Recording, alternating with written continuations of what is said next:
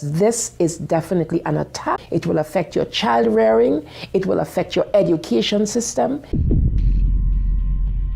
This is instructions for the teacher in the classroom to ask her or his students, how do people express their sexual feelings? What is abstinence? And here are some answers. Oral sex, masturbation, anal sex, massage, holding hands, touching each other's genitals, saying, I like you. And what they're doing is equating all these things. Saying, I like you is equal to anal sex. It is pornography. Men, especially on the house floor, did not want to look at. We couldn't show this on the television news, but yet we want our 4th grade children to be looking at this book. In the name of sexuality education, children are seeing obscene materials that have been ruled by Congress and by the Supreme Court impossible to show to children.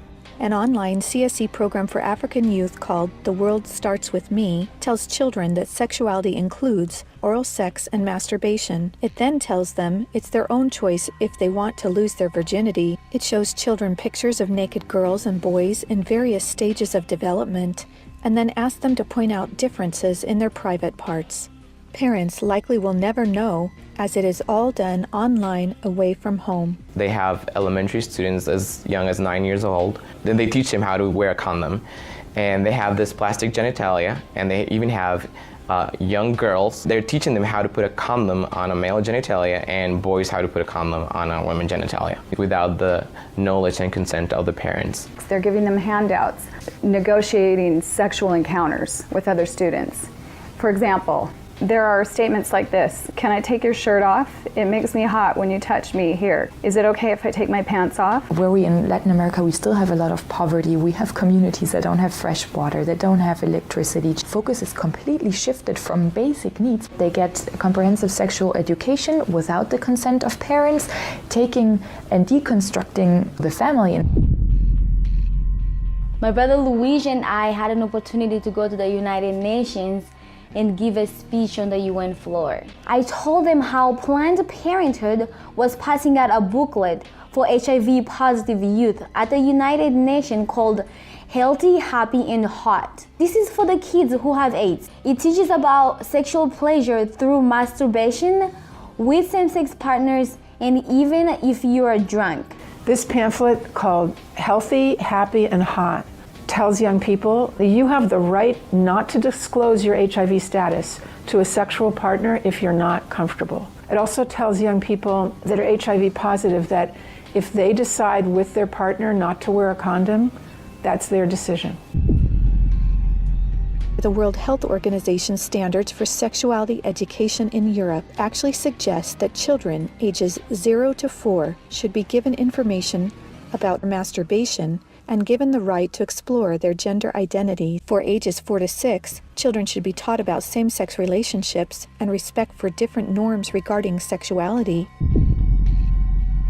The interests of organizations like UNFPA and IPPF is to get parents out of the picture and to radicalize and sexualize children. UNFPA has tried to convince my country to change our positions on issues such as reproductive rights and comprehensive sexuality education. Madam Chair, does the UNFPA think it can do this because Nauru is the smallest member state of the United Nations? The Nigerian government was actually told by the Western countries that if they do not give in, that they will be denied foreign aid.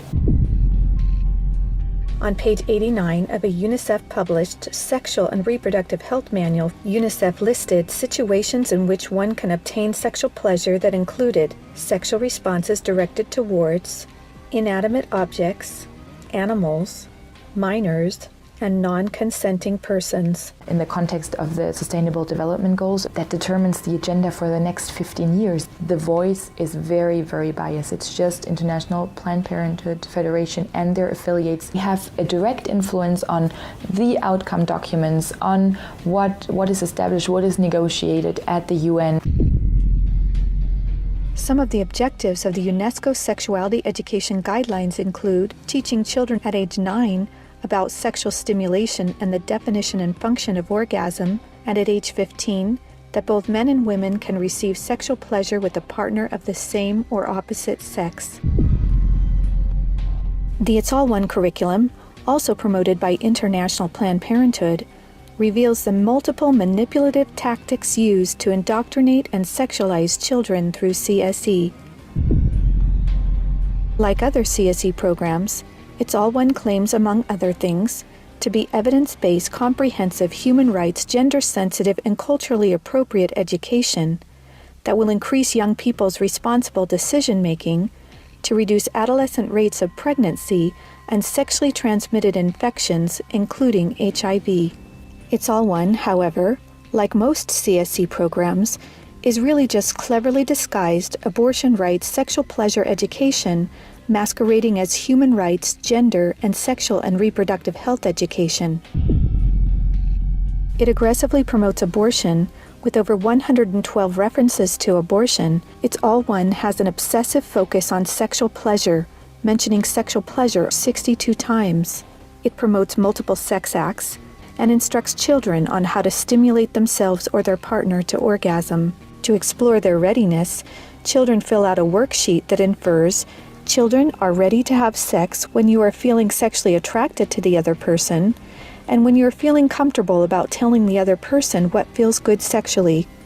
It teaches that human rights encompass sexual rights, including alleged rights to all persons to sexual expression and the right to seek sexual pleasure. Hooking children on sex is a multi-billion-dollar business for Planned Parenthood and other similar organizations. This is because children, or prospects, once sexualized, become Planned Parenthood customers, dependent upon their services. Comprehensive sexuality education programs are disguised under many names. They may be called comprehensive sex or sexual education, education on human sexuality, reproductive health education, information on sexual and reproductive health, family life education, teen pregnancy prevention, rape prevention, anti-bullying programs, HIV/AIDS prevention, and sometimes even abstinence or abstinence plus education. CSE programs usually falsely claim to be age-appropriate, evidence-based, healthy sexuality education that will prevent teen pregnancy, sexual abuse, STDs, and HIV. One of the handouts that concerns me the most is called the Genderbread Person. They teach that gender is a spectrum, that you can choose to be whatever you want. You could be all female one day and the next day feel like you're neither female or male. Frankly, it's confusing. It's a mental molestation. We're confusing these kids as to what they are. From a medical perspective, when sexual freedom is the priority, then sexual health is going to suffer. There are laws in Oregon where children as young as 15 can get taxpayer-funded sex changes without parental consent. You can't have an aspirin at school without parental consent. However, a student could make these life-altering, permanent decisions without their parental knowledge or consent. Sexual rights, sexual education movements began with Dr. Alfred C. Kinsey. Kinsey actually had pedophiles measure with a stopwatch how many children could achieve what he called orgasms within a 24-hour period. Today, comprehensive sexuality education is based on this philosophy that children are sexual from birth, created by Kinsey. Say no to CSE! Say no to CSE! We've got to stop it. We've got to use everything at our disposal. We have to stand together to stop this attack against our children. And they have all this funding and this organization, but we know that if we stand together, we can do something for the family, for the children. We stopped the Kinsey sexuality education program in Croatia. It is time for parents to say, no, my family is mine. My wife is mine. I am hers. Our children are ours. Band together and find ways to stop it from entering your country. Men have to rise up, defend their family. On matters sexual, the fathers have got to stand up. Say, you have no place talking sexuality to my children. We resist it, even with our lives, because that's what life is all about. It's happening on our watch.